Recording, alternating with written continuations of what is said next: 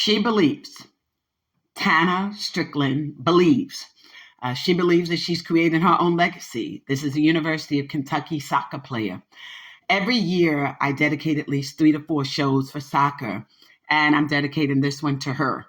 One of the shows that I'm going to highlight is the one we did in April 2024 when we were in attendance at the USA versus Japan. They played in Atlanta, Georgia, under the She Believes Cup. And so women's soccer is something that is near and dear to my heart. I had been on the front line and I remained there trying to get a team in the Bronx, New York. We do have teams that came up through U.S. Super League in Brooklyn, a couple in Carolina, the NWSL, and the new Pro Women's Soccer League, the U.S. Super League, has been in talks about expanding in 2026, and we would like them to bring one to New York. We believe that New York, Brooklyn has one, but we want one in the Bronx. We think New York, the same way they have 2 basketball teams, 2 baseball teams, and 3 football teams, including our Buffalo Bills Mafia. I believe that we have enough space in the Bronx for us to bring a women's soccer team there and highlight that in areas like Van Cortlandt Park or going outside of Orchard Beach in that vicinity. I think that would be important. And as much as New York is trying to get casinos in Queens and Manhattan, that deal fell through, and Yonkers, I think we have room for a soccer team there for women. And I think it's important that we consider that. The Bronx is very diversified in countries that represent and or do well in the space of soccer. Some people refer to it as football in Panama and in Cuba and in Jamaica and the African community. But respectfully, I think there's definitely room for a female team in the Bronx and the surrounding areas. But unique to this is Tana Strickland is the daughter of NBA legend Rodney Strickland and Cheryl Marie Strickland, and she is one of 4 children in their union. She has said previously that she wants to, quote unquote, create her own legacy. She did not wish respectfully to follow in the footsteps of her father or brothers in the space of basketball. She played basketball in Florida. She did very, very well. But she made a decision that she was going to create her own legacy in the space of soccer. And boy, has she done that. At the University of Kentucky, a place where her father once served in the administrative and coaching capacity for basketball, men's basketball, she has found her place, her niche, if you will, in soccer. And she represents that team and herself very well. One of the things I love about her is her femininity. That she is girly. I say that a lot in this sport, and a lot of people take issue with it. I am a heterosexual woman, and I think it's important that we as heterosexual women support those who present themselves accordingly. And I think that is a problem that plagues a lot of women in sports, both soccer and basketball. And one of the reasons why the WNBA even struggles. We're not going to go to games to see 2 women holding hands and kissing and being husband and wife. I said it. There it is. Do we respect the culture? Of course we do. Don Stately, ready, Gamecock all day, every day. Candace Parker. We do. But as a heterosexual woman, I love to see our girls in a girly way. I love to play soccer and I like to play golf. And so I love the pink and I love the hair bows. And that's just my personality. And so when I see young women, like the entire University of Kentucky squad, are very feminine in their appearance, letting it be understood, letting it be known that you can be girly. You can have the hair. You can have the nails. She wears these little mini skirts. You can do all of that with her gorgeous legs and still be female. And it'd be okay, and it's okay to be in that space. And so often we're taught as girls in this sport that we have to look manly. And I think that's one of the reasons why there's some people who appeal to the Angel Reeses. Despite whether she's heterosexual, bisexual, people appeal to the femininity in her, the 2-piece bikini bathing suits and the hair and the makeup. And it sends a message to our girls that you can enjoy sports and not have to be in what would otherwise be considered a male-dominated sport and still be very feminine in what you do. And again, I applaud Tana for that. I applaud the fact that she's recognized that although she's from an athletic family in the space of basketball, that she can make a decision for herself to say, I played basketball, I did that, I tried it, I done it, but soccer is what I want. That is a certain personality. that says that she's going to be and set herself apart from her brothers Ty and Terrell. She is one of four Union, older sister named Taryn, who has two children. And so you can see the path that the sister took, respectfully, with regard to motherhood and enjoying that space. Tana is the collegiate side and athletic side, and that's what she enjoys doing. And that works for them. That works for them. So when I think of her, I think of other players in the league. Sophia Smith, who's $2 million salary at Portland. And then you have Mallory Swanson, who is at $2 million with the Red Stars. Marie Sanchez, $1.5 million Red Stars. Crystal Dunn is with Portland at $1 million. And Trinity Rodman, I know who she is, Washington Spirit, at $1.1 million. The numbers here struggle just as the WNBA players struggle financially, and we see that coming up in their CBA communications, collective bargaining agreements, of where and how a women athlete's paid in comparison to men. And you did a show, season 1, episode 15, and that show was entitled Why the WNBA Will Never Be Profitable Like the NBA. I call it the arms deal, the role of age, race, money, and sex, meaning gender, accessibility, responsibility, marketability, and susceptibility. And sometimes the sensibilities, right? We see the same thing happening in soccer with regard to the disparity in the payment of professional women's players versus that of our male players who are making upwards of $40 and $50 million. You think of Beckham and say nothing else. You think of Henry, Terry, and say nothing else. And Rolando, right? So you think of what these men are being paid to play the sport. And then you think of what our women are being paid. And then we ask this big question: how, if at all, do we support women soccer players? How, if at all, do we support it as a sport, K through 12? So let's start from there. As a native New Yorker, again, we grew up watching people play soccer well before soccer became a popular sport. When you're in a place like the Bronx or Brooklyn, New York, there's a strong West Indian community, many of whom embrace the sport of football. Football for them was soccer, respectfully. And so you see that. And those who come from Panama and Cuba, right? But one of the problems we had was when it came through K through 12 curriculums, getting high schools or similar to AAU programs on board with coaching and providing programs and services in the space of soccer. You don't see that. Soccer is indeed an expensive sport. I know Angel Reese has taken an interest in it, and several others have taken an interest in investing in women's soccer. But I also see that there's disparity and discrimination in regard to who represents the faces and who's in the spaces of soccer. And yes, you don't see a lot of African-American women or women of African origin in the corporate offices. That includes, but is not limited to, the National Women's Soccer League. You don't find us there. You don't find us over and or participated in the U.S. Adult Women's state organizations, for which there's 55 of them. You don't see us on the head of the 11 teams and the NWSL, and even the new Pro Women's Soccer League, the U.S. Super League team, which is be expanded in 2026. You don't see a lot of us participating in that space. Is it because we cannot, or is it because they're not allowing us in? Is this yet another sport where we're good enough to play the game, but not manage and or govern the game? And I believe we're able to both manage and govern the game. And when I think of a Tana Strickland, I think of one with leadership skills. I think of one who has the ability, notwithstanding what direction she takes professionally, to go beyond coaching, to go to GM, to actually part owner, and eventually owning her own team. I think she's in that space mentally, definitely professionally. I love the fact that, again, she presents herself in a way in which she lets it be understood that while she is the child of an NBA player, she is chosen because she believes that she can create her own legacy for herself, notwithstanding what her brothers had done, or her father in the space of basketball, a sport that she excelled in when she played in Tampa, Florida. When we think of the new Pro Women's League, we ask, what is it that they're trying to do? And what are they hoping to accomplish? We look at the number of failing professional women's soccer leagues, and we asked why so many went into defunct. We had the Women's Professional Soccer League that folded in August 2012.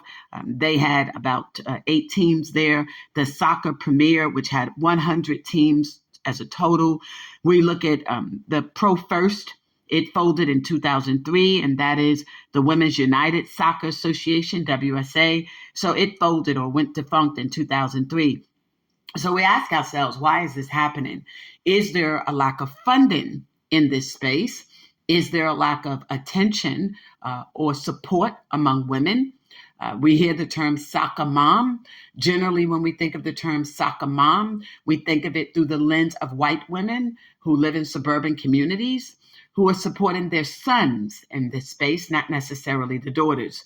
I did an episode called Gen Zs, the Gems, GEMS, for Gen Zs, and it outlined some of the things that the soccer mom, respectfully, could do in regard to uplifting and amplifying the voices and the spaces of their daughters in sports, and what are the things that are available for them in terms of their NEAL, their name, image, and likeness. I have not yet seen Tanner Strickland, who has a beautiful face, be presented in terms of her NEAL, name, image, and likeness, through Nike. Her father has Nike for his team at LIU, where he serves as head coach. But I haven't seen her with any special programs or services under the space of Nike through a NEAL. And I could be wrong, but I researched, I didn't see anything. And then watching her play, I didn't see anything unique to that that says that Nike has invested in her in that space. And maybe they have. It just hasn't been something that's been very public. So one would ask how a beautiful, gifted, talented, educated, and athletically, and of course, academically inclined African-American girl could not and does not have some of the sponsorships that some of the white counterparts have in that space. I must give credit, the entire University of Kentucky soccer's women's squad, a gorgeous young woman. And so I look at Tana, who's gorgeous, and I've asked myself this over and over again. She's girly. She has that approach. I would wonder why Nike has not made her a face card, respectfully, of women's soccer, particularly on the NC2A level. I would think that maybe Adidas may have done a better job at it than Nike, and that may be something that the family may need to consider. Adidas have wonderful programs for NC2A in that space, and they have a strong background in diversifying what they put out there. Nike struggles in that space. We saw that with Caitlin Clark and the $10 million deal that she was offered for the WNBA for a signature shoe well before she even proved herself on that dance floor. Let us remember that Caitlin Clark did not even attain or achieve the status of a Rebecca Logo or Tarasi, let alone a Candace Parker, Aja Wilson, or Cheryl Swoops type. She did not clear a chip when she was in Iowa. And she is not and was not the leading scorer in NC2A history. Pearl Moore secured that, playing for Francis in South Carolina. And so despite that, Nike was willing to make that type of investment. We did a show, and we also did several articles on what was happening with Nike. Originally, Michael Jordan trolled, came online to do just that. So did the former CEO, and tell us, who's going to be listening to us. Well, they did. Eventually, they would get a new CEO, and eventually Juju Watkins would join. And so I'm hoping that this becomes a show in which they recognize the same thing for the likes of Tanner Strickland. Again, I know her father is doing something with LIU in terms of being a head coach. Took them from a horrible record to now second seed. I look forward to this year for Brooklyn at best, and the neck that he takes in the first seed. But even if he doesn't, he's commended for what he's done to date in that space. That being said, tying that into soccer and tying it into New York and tying it into why his daughter, why Tanner Strickland does not have a NEAL in the spaces of people being able to see who she is, know who she is, the other sponsorship of commercials and that sort of thing. I haven't seen her, but the successes that she has definitely brought to the University of Kentucky soccer team, it definitely warrants all the attention that she's deserving of. And so what does that look like for U.S. Super League? What does that look like? Because they're going to be expanding in 2026. Right now, we look at the NWSL and we look at the U.S. Super League, and they have squads, Brooklyn, Carolina, Dallas, Fort Worth, Fort Lauderdale, Lexington, Kentucky, Chattanooga, Tennessee, Indiana, Jacksonville, Madison, Wisconsin, and Oakland, California. Unique to this is one is in Palm Beach, Florida, Washington, and Tampa, Florida, and Washington, D.C. Now, Tanner went to high school outside of the Tampa, Florida area, and Lexington, Kentucky is where she's currently in attendance at school. So I would surmise that in terms of the opportunity to play professionally, that those are in her backyard. Notwithstanding, if she were to choose to go to New York and participate in Brooklyn, that's where her father's school is, LIU, and that's where he's coaching. I once heard her state that she loved Kentucky, that she had the blessings of Kentucky growing up there very briefly, I think about 3 to 5 years, she states, during the time that her father served under the administration there, coaching the men's basketball team and serving in administrative roles. So what would it look like in terms of the globalization of adding her to a team? As a native New Yorker, I, again, wish and hope for a team, and we've been asking for a team for the Bronx. We do have areas like Van Cortlandt Park, but we also have areas outside of the Orchard Beach community wherein there could be an expansion. New York and the Bronx counties does have a lot of green space, more than people can think of. And then as much as the city is trying to get casinos in Queens and one in Manhattan, which that fell through, and also considering one for Yonkers, I think there is enough space to bring a team to the Bronx, a soccer squad for women and girls. And I also think it would be important to the diversity of the Bronx County, which has a lot of people who come from countries like Panama, Cuba, and Jamaica, wherein those countries specialize and or enjoy the sport of football, which is, in fact, their game of soccer. And they also have a very strong and continuing growing African, those who represent the diaspora. And they enjoy that sport as well. So what does this look like for those of us who want to see the successes of these women? I think I said earlier, when you look at the salaries, there's a problem in that space. But is the problem because, like the WNBA, we don't support the game?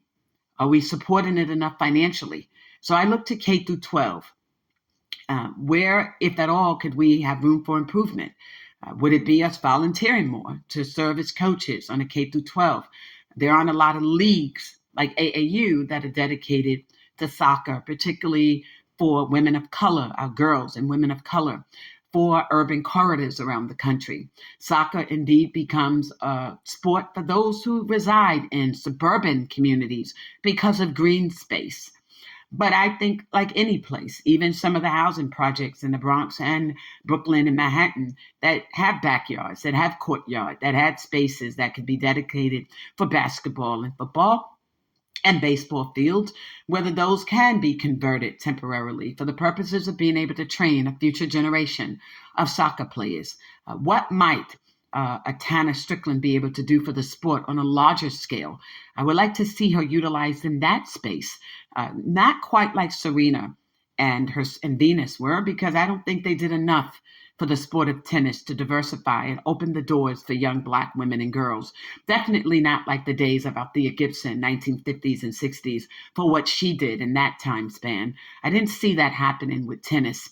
And oftentimes, I think it's sad, for a better use of words, that wherein we have an opportunity to utilize those platforms and those spaces, sometimes we operate with envy, jealousy, and strife, that we don't want a future Venus and, Serena to come up unless it's in our immediate family. Or alternatively, you look at what Tiger Woods is doing for golf. Well, when he was playing the game, he wasn't as diligent in working toward diversifying the game. Now he's no longer associated with the Nike brand. Now he's dedicating time, money, and resources to HBCUs, historical Black colleges and universities, with the intent that he may, in fact, be able to expand the game. But look how many years later he took over and took the world by storm, 1990s, 1997 to be exact, with winning the Masters. And then after winning the PGA Masters, he would go on to control that space for several years thereafter. And like so many, married a white woman, allowed himself to be immersed in the culture. He made clear that he did not identify as African American, but a Cabo Asian. And that created such conversation and dialogue, even appearing then on Oprah Winfrey, that it opened the door for new classifications for those who were mixed and of mixed race. And so he utilized his talents and gifts to do that. And now he's doing some giving black, not give back, but giving back. Okay. Do we have to wait until after we've utilized our greatest years to now want to feel like we can give black again? Or do we utilize and make use of the platforms that we have when we're at the top of our game, when people still know who we are, when we still have name recognition? And so that's what I'm hoping that Tana Strickland will do is take her NIL to the next level, her name, image, and likeness, in a way that she can expand for young Black girls like her. Now, while she didn't grow up in the projects, her father did in Mitchell Projects in the Bronx. And I'm going to say this, like it, love it, or hate it, he'll usually promote that, as part of, I'm that dude. And then he'll do one or two programs every now and again, but he didn't really associate himself with a lot of people who came from the bricks when he went pro either. He just didn't. I know what I'm talking about.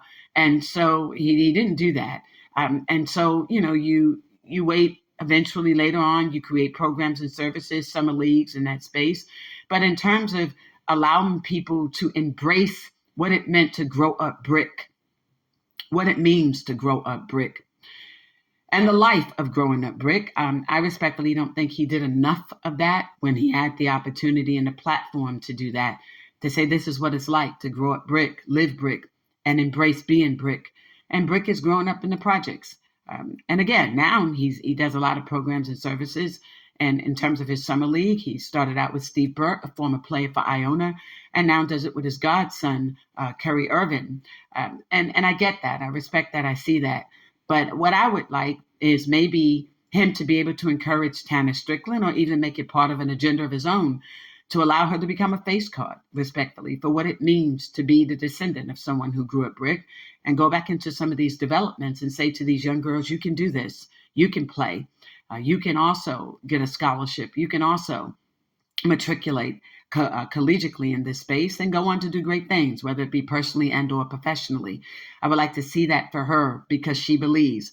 I one day will hope to see her at She Believes Cup, playing against the world on that platform. I think that she would exceed and do exceedingly and abundantly above anything anyone can ask or think of her in that space. I think that the fact that she is so girly, it does surprise me that I don't see her with commercials for a sports drink, for a shoe deal, that I don't see her getting more recognition in this space, be it through Nike, or maybe they need to consider another company. Even though your college might support a specific brand of shoe. We see this with Angel Reese. When she was at LSU, they were Nike, but she was Reebok early on. And so I would surmise that if Nike is not willing to give Tanner an opportunity to benefit from her name, image, and likeness, then maybe she needs to expand and consider other sneaker companies like Adidas, preferably, and see what Adidas might be able to do for her. They're really great in this space. And so there's two others, but let's stick with Adidas for now. I'm a New Yorker. I love Adidas, and it is what it is. And so Adidas and Pumas is what we wore growing up. We didn't do Nike, and we didn't do Reebok.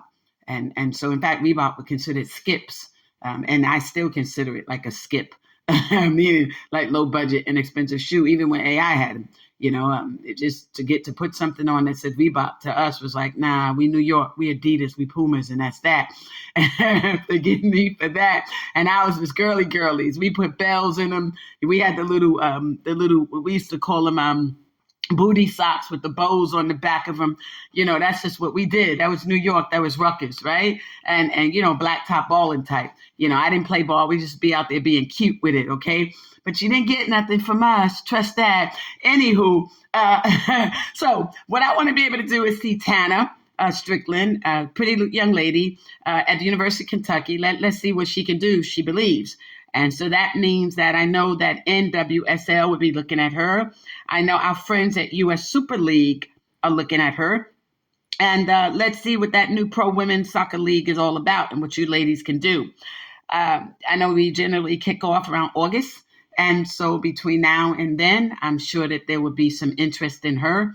But in the meantime and in between time, Adidas, if not Nike, why don't y'all step in and see what y'all can do with She Believes, and enjoy the benefits of an African-American girl who is in fact believing that she can do exceedingly and abundantly above anything anyone can ask or think of her.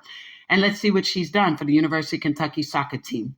And go Wildcats, and all you other cats out there, continue to do just that. Every time I think of the University of Kentucky, I think of Wildcats. And so whatever that means to girls soccer these days. But that's the arms deal for women's soccer. What age, race, money, and sex does for that sport, and sex meaning gender. And she definitely presents as a heterosexual, and I think that's important these days when we think about what's happening with DEI in that space, but also more compelling, the lack of African-American women who are making $1 million or more as professional soccer players. And I think it's critically important for us to note that. And how do we start back? K through 12, building squads in our urban corridors around this country, and allowing our girls to know that they too can play soccer, and not making it a sport that is unattainable, unreachable for those who grew up in urban corridors. And then being able to expand beyond that, and ensuring that they too can get on NC2A squads, and more compelling that they meet the NC2A requirements, SATs, ACTs, and grade point average and the like, and that those doors are open for them too. All right. Thank you. This is Lisa Hampton. Love is selflessly authentic, having all money, power, talent, opportunity now. Congratulations, Tana Strickland and UK. Go all the way.